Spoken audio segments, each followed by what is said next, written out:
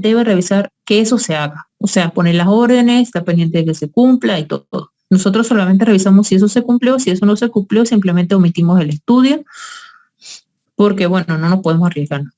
La hidratación, usualmente lo que se da es un 100 mililitros por hora, vía oral, pacientes ambulatorios, o una solución salina isotónica al menos 4 horas antes y hasta 24 horas después, para que el paciente pueda hidratarse adecuadamente y así pueda excretar el medio de contraste. Y usar medios de contraste hipo o isotónico, eso sí ya nos corresponde más a nosotros. Nosotros tenemos que tratar de utilizar el medio de contraste de menor osmolaridad posible que tengamos disponible, ¿no? Para evitar las alteraciones. Y el clínico debe suspender fármacos nefrotóxicos al menos 24 horas antes, como por ejemplo la metformina. Y considerar otras técnicas de imagen como la resonancia magnética o el ultrasonido, dependiendo de lo que esté sospechando clínicamente, ¿no? También lo que puede hacer es colocarle N-acetilcisteína como un protector renal a más o menos 60 miligramos vía oral cada 12 horas, unos días antes y después del procedimiento. Más o menos lo que se maneja también para pacientes que se le hace cateterismo o algún procedimiento de radiología intervencionista, en el cual se utiliza mucho medio contraste. Entonces lo que se hace el clínico es cubrir a su paciente, o el nefrólogo cubre a su paciente con N-acetilcisteína como protector renal. Ok, más o menos estas son las recomendaciones que vemos usualmente. Si el paciente está en hemodiálisis, se debe coordinar el estudio, o sea, la inyección del medio contraste con la sesión de hemodiálisis. A veces, eso depende, por ejemplo, usualmente lo que hacemos nosotros es que el paciente se le haga la hemodiálisis el mismo día o al día siguiente, ¿ok? Para que circule menos tiempo el contraste en el cuerpo. Y usualmente una sesión extra no es necesaria. Pero bueno, las guías, por ejemplo, esto fue de una guía, dice que es innecesario, pero usualmente para cubrirnos eso es lo que se hace aquí, en el hospital, pues, en los hospitales públicos. Y si el paciente tiene reducción severa de la función renal, se debe guiar por las guías. A ver, ay, chuzo, regresé. Y bueno, usualmente hidratación o uso de bajas dosis de medios contrastes. Y la hemodiálisis después del estudio es innecesaria.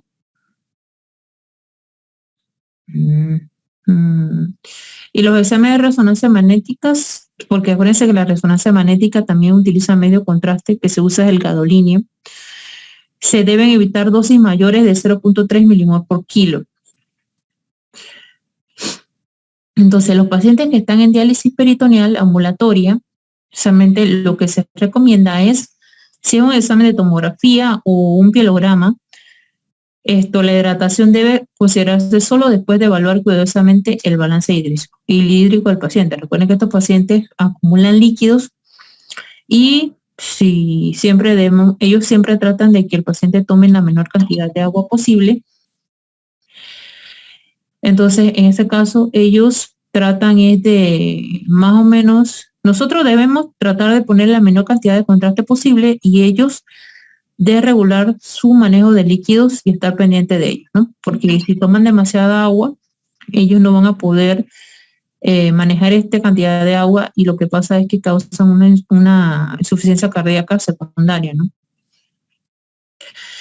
Y la hemodiálisis en estos casos no está recomendada. Y en casos de exámenes de resonancia, siempre para proteger la función renal residual, recuerda que estos pacientes todavía no están tan graves, entonces les queda algo de función renal, debemos usar dosis no superiores a 0.3 milimol por kilo.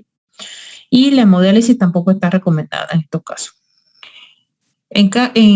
Con respecto a las reacciones pseudoalérgicas o anafilactoideas, son las reacciones que ocurren en algunas personas por acción directa del medio contraste sobre las células del organismo que almacenan mediadores químicos, usualmente los mastocitos. Estos al liberarse pueden provocar manifestaciones alérgicas como urticaria, edema, asma o rinitis. Usualmente las reacciones leves, como les mencioné, es lo más usual, va a un 99%. Los síntomas serían náuseas, un calor generalizado, enrojecimiento de la cara, y esto no necesita tratamiento porque van a ceder espontáneamente. Moderadas en un 1% solamente, puede ser una urticaria difusa, edema, broncoespasmo leve, vómitos. Usualmente lo que se hace es tratamiento en el lugar del estudio, dependiendo de lo que sea, no puede ser una clofeniramina intravenosa, oral, si es una urticaria. El edema, bueno, se maneja con adrenalina, el edema de la laringe. Y si el paciente tiene una flebitis química, que es algo tardío, es cuando la vena por donde entró el medio contraste se inflama, pero eso ocurre unos días después. Usualmente lo que se hace son compresas de agua fría en el área. Las reacciones graves es muy raro, 0.1%, baje de urticaria generalizada, edema de laringe, hipotensión, broncoespasmo severo, shock y hasta muerte, dependiendo del caso.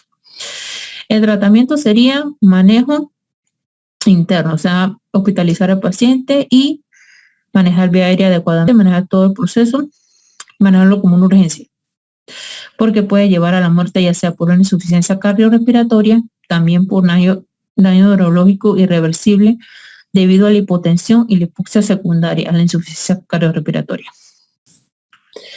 Las precauciones previas que se toman en cuenta son la identificación de los grupos de riesgo, que es lo que siempre tenemos que estar aprendiendo con la historia clínica. El consentimiento informado y los grupos de riesgo incrementado son los pacientes que tienen una historia previa de reacción moderada o grave, los pacientes con hiperreactividad bronquial o asma activa, pacientes que sufren de otras enfermedades asociadas como la diabetes, la enfermedad cardíaca, renal, y los pacientes que con situaciones clínicas particulares como la hipertensión arterial tratada con beta bloqueantes. En estos casos, lo mejor es evitar el tratamiento por unos días y luego entonces tomar en cuenta el estudio, pero hay que tener mucho cuidado con eso. Los pacientes con antecedentes de manifestaciones atópicas o reacciones alérgicas o a medicamentos, alimentos o sustancias de contacto. Los grupos de riesgo, por ejemplo, si es un riesgo leve, son los pacientes que no tienen antecedentes de enfermedades concomitantes, equivalente al riesgo habitual de cualquier persona, y son aquellos que han tenido reacciones adversas leves o dudosas. O sea, esos pacientes que no saben si en verdad fue una alergia o simplemente fue un proceso secundario a otra cosa, ¿no? Bajo, por ejemplo, cuando existen dudas en el interrogatorio o cuando no puedes interrogarlo porque está inconsciente, y cuando existen algunas de las causas de riesgo mencionadas. Moderado, cuando hay más de una de las causas o enfermedad concomitante que ya mencionamos, y los antecedentes claros de atopia o reacción adversa moderada previa. Alto, cuando existen múltiples causas de riesgo y enfermedades de base y razones de edad que hagan riesgosa la intervención médica. Antecedentes de reacción adversa grave también entra como alto. Bueno, más o menos repasando lo que ya les mencioné, se revisa bien la historia clínica, los factores de riesgos. Siempre tendremos que usar medios de contraste no iónicos de baja osmolaridad. Premedicación es recomendada siempre en los pacientes de alto riesgo, siempre. La premedicación usualmente es con corticoides, se utiliza prednisolona, 30 miligramos vía oral o metilprednisolona unos días previos, y esto tiene que ser como de 12, o sea, le dan previamente, pero también se le tiene que dar después, o sea, 12 horas o 2 horas antes de la administración de medio contraste. Sí, pero se ha mencionado que es menos efectiva si el tiempo es menor en el caso. Usualmente lo que hacen los clínicos es que hospitalizan a su paciente, le hacen su manejo más que nada con metilprednisolona intravenosa, que puede ir desde 3 dosis, dependiendo de la severidad, hasta más.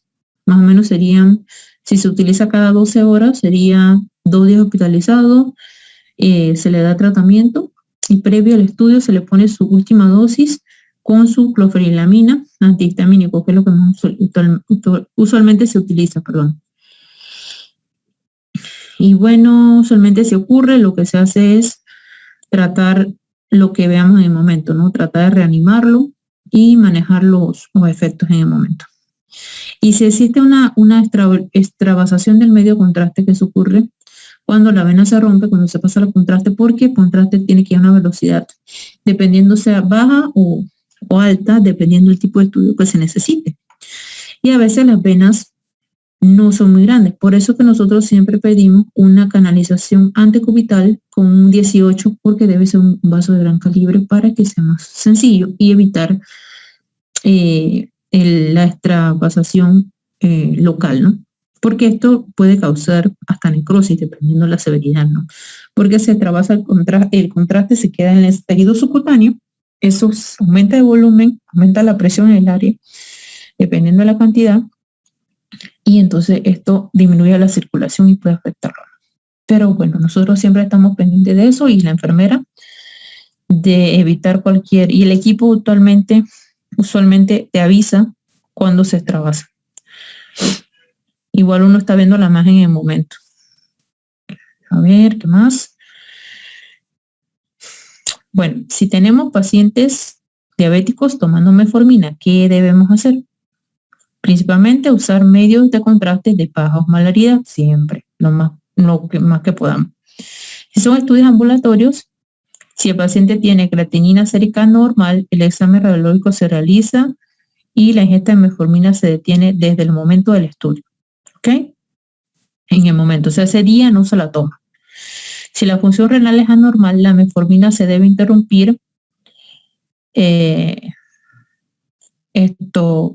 el día previo y el estudio de contraste debe retrasarse durante 48 horas, o sea, más o menos 48 horas previas. O sea, el paciente no se toma la metformina 2 días previos, ¿no? Y se toma, o sea, se le vuelve a reiniciar 48 horas después. Si la creatinina y la filtración glomerular están normales, no se han alterado. Bueno, si en tal caso tenemos casos de urgencia, esto ya va a variar, ¿no? Si la creatinina sérica es normal, el estudio se hace, se sugiere como para los pacientes electivos, si es normal. Si la función renal es anormal o no sabemos, por ejemplo, los pacientes de trauma usualmente no le piden creatinina porque en verdad llegan y para esperar la creatinina a veces el paciente no está estable y hay que hacer el estudio pronto para decidir manejo.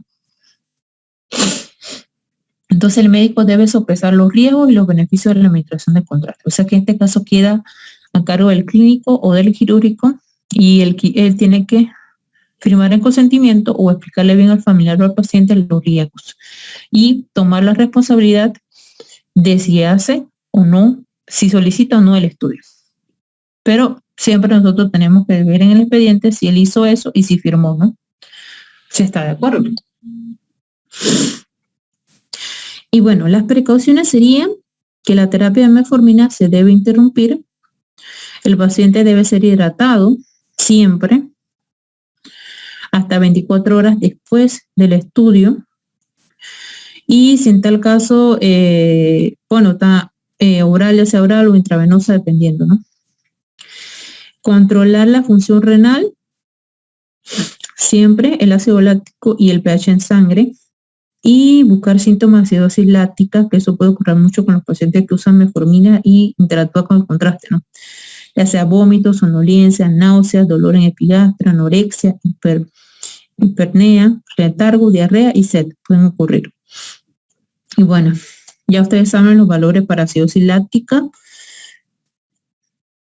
Y bueno, entre los efectos del medio contraste ayudado en la función tiroidea, solamente existe una contraindicación absoluta en pacientes con hipertiroidismo manifiesto, o sea, los pacientes que tienen un hipertiroidismo claramente, clínicamente activo, en el momento no está controlado, ¿Por qué? Porque podemos causarle una tirocoxicosis, porque como es contraste ayudado, lo que hace es activar mucho más la función de la glándula y causa una tirocoxicosis. Las recomendaciones serían, usualmente la profilaxis no es necesaria, ¿verdad? ¿Qué puedes hacer profilaxis? Los pacientes de riesgo deben controlarse por su endocrino.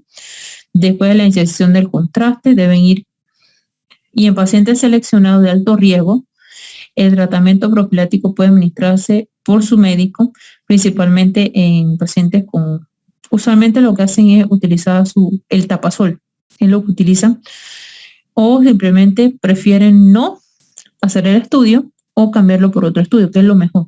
Lo mejor es eso, buscar un estudio más inocuo para el paciente. Y en caso del medio contraste colegiográfico intravenoso, no se debe administrar en pacientes de riesgo.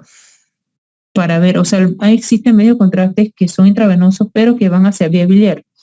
En estos casos, a estos pacientes no se les debe hacer ese estudio.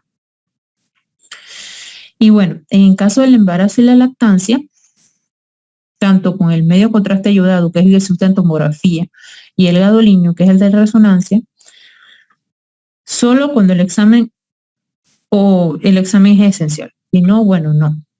Por ejemplo, esencial, una paciente con dificultad respiratoria que se sospeche tromboembolismo pulmonar, eso es una urgencia. En verdad hay que hacerlo porque hay que hacerlo. Y allí no existe nada. Medio de contraste ayudado, la función tiroidea debe controlarse en el neonato durante la primera semana, principalmente si el bebé está en el primer trimestre de gestación, ¿ok? Y el gadolinio, en verdad, no son necesarias evaluaciones postnatales. Y la lactancia no existe una contraindicación porque no tiene excreción por los conductos galactófagos. El efecto adverso del medio contraste en los pacientes con feocromocitoma o paraganglioma, eso sí es bastante horrible, pero podemos utilizar medios contrastes no iónicos.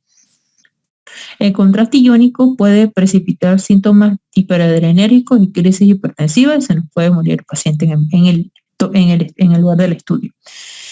Y el contraste no iónico no va a afectar los niveles de catecolamina y el uso de alfa bloqueadores para evitar síntomas actualmente no es necesario.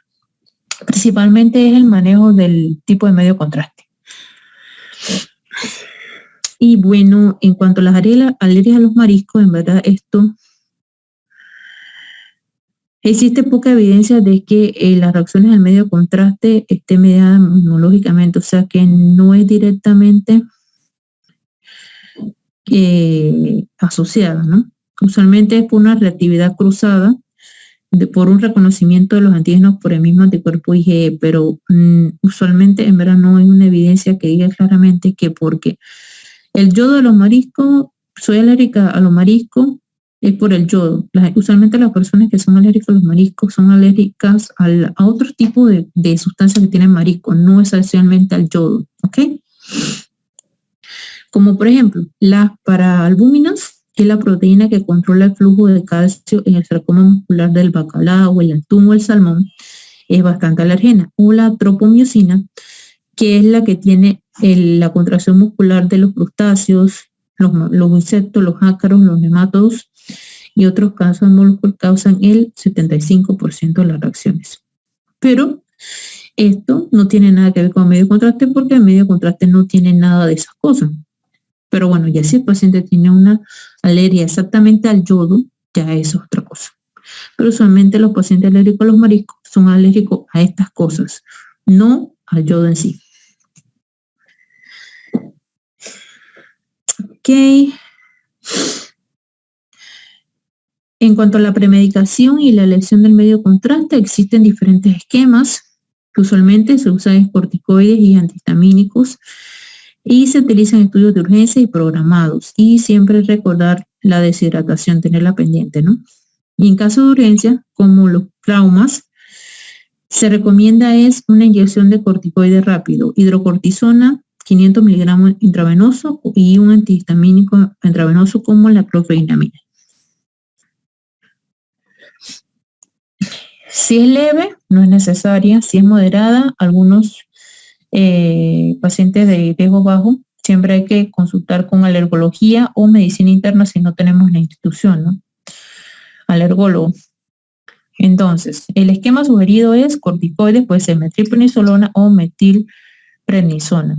2 a 3 dosis altas, iniciando su ingesta por lo menos 12 horas antes de la inyección del contraste. Por lo menos. Esto puede variar hasta 2 o 3 días más. Y el antihistamínico en la hora previa del estudio. Y la tendencia actual sugiere que el uso de antihistamínicos de segunda generación es más efectiva, como la fexofenamida, la loratadina, la cetiricina, a que tienen ausencia de somnolencia y una actividad anticolinérgica un poco mejor. Esto es un esquema de más o menos lo que se utiliza, la dosis, para que la vean.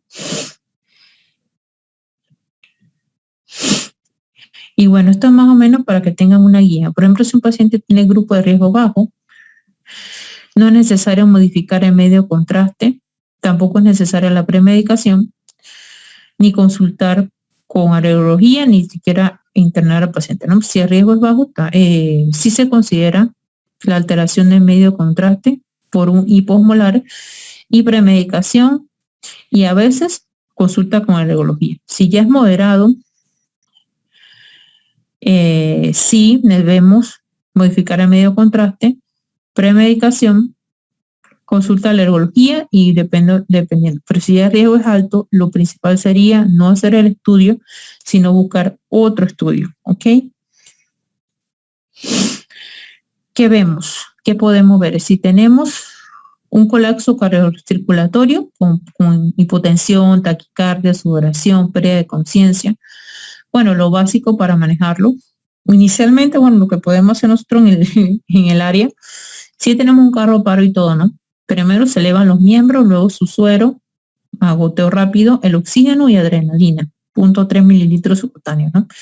Si hay una reacción pseudoalérgica, el RAS, el exantema, enantema, urticaria o angioedema, broncoespasmo, adrenalina, 0.3 mililitros por subcutáneamente, difenilamina, hidrocortisona, y bueno, si es necesario intubar al paciente, ¿no?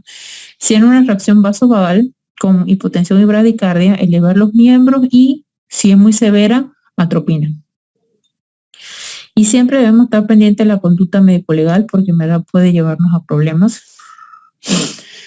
Siempre tener una correcta utilización de todos los medios de contraste y las áreas que debemos usar, y siempre que el paciente firme su consentimiento, porque esto puede llevar a una querella judicial.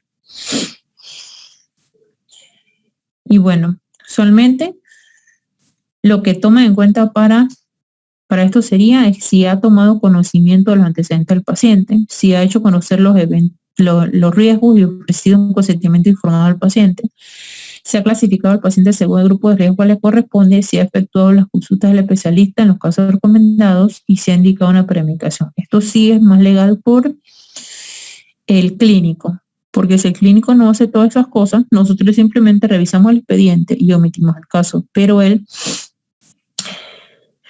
debe tener en cuenta todas estas cositas. ¿Ok? También se ha optado por un medio de contraste, esto sí nos corresponde a nosotros, de baja osmolaridad, si ha tratado al paciente con riesgo personalmente y en forma responsable, si ha estado pendiente de él y si no. Se ha contado con los medios de tratamiento adecuados, si tenemos todo en el área para poder ayudarlo. Se ha dejado constancia de la historia, o sea, por ejemplo, si nos pasa algo, nosotros, si el paciente no hace una reacción, tenemos que escribir en el expediente lo que pasó y explicarle al paciente o al familiar, pues si el paciente estaba estable, ¿no? Y se ha procedido en todo momento como lo hace habitualmente, o sea, si no hemos tenido ninguna alteración. Eso usualmente es lo que debemos hacer, lo que hacería el clínico o el quirúrgico y en tal caso nosotros. ¿Alguna pregunta?